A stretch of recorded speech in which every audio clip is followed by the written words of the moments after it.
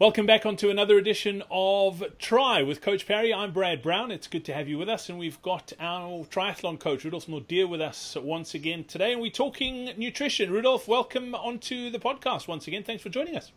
Hi there, Brad. Thanks for having me. No worries. Rudolf, let's talk about nutrition. Often we talk about it being the fourth discipline of triathlon, particularly when you start going longer, like half Ironman distance and full Ironman distance. But it's definitely got a role to play in the shorter stuff as well. And this question popped up in our forums on coachparry.com. And it's about how do you approach an Olympic distance triathlon from a nutrition point of view in the build-up to it. And then we'll talk about the race and how do you handle it during the race in a mo. But how do you talk to me a little bit about how to approach an Olympic distance triathlon from a nutrition point of view in training and in the build-up to race day.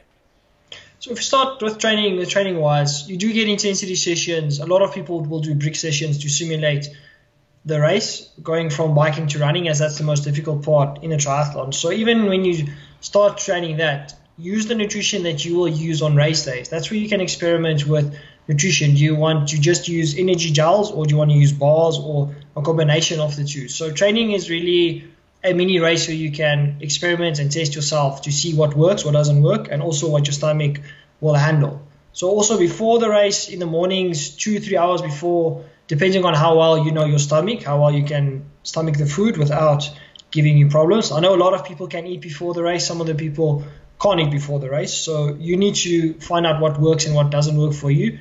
But I'm sure a lot of you has experimented in training.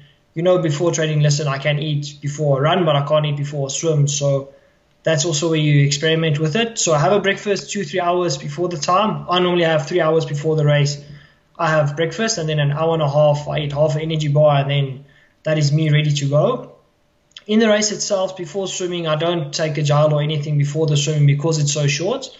On the bike, I normally would have 1 bottle of energy drink and then 1 bottle of water. Just if it's a warm race, cool yourself down, or just if you want water just to drink, not energy drink. So normally I try to finish the energy drink, and with the water, drink half a bottle, or just spray the other half, or just leave it as it is.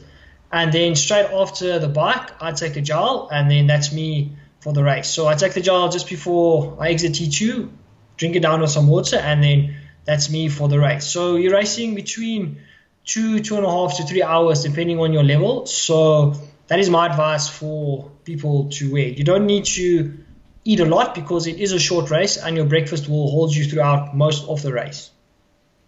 Rudolf, as far as the someone like you who's at the top end of the field, your nutrition, are your nutrition needs different to somebody who's possibly at the back and finishing in closer to 3 hours? Is there a vast difference? Do they need to do anything differently, or is that pretty much the way anyone can do it?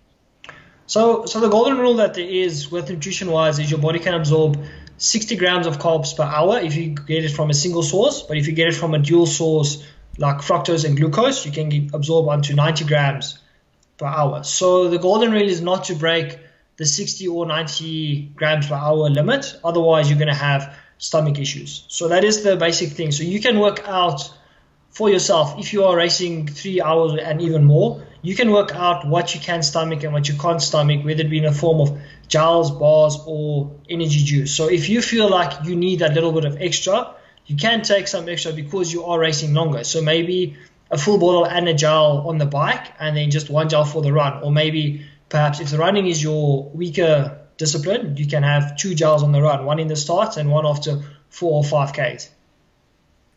Brilliant. Well, Rudolf, as always, great to catch up. Thanks for your time today on Try. Don't forget as well, if you're looking for help on your triathlon journey, be sure to check out our training platform on coachparry.com/triathlon. You get access to all of our training programs, from beginner sprint programs right through to advanced Ironman. All you need to do is head over to that URL. You can get access to it on the website or on our very easy to use iOS or Android app. The website to get to, once again, is coachparry.com/triathlon. Rudolf, until next time, thanks for your time today, and we'll chat soon. Thanks for having me, Brad. Cheers.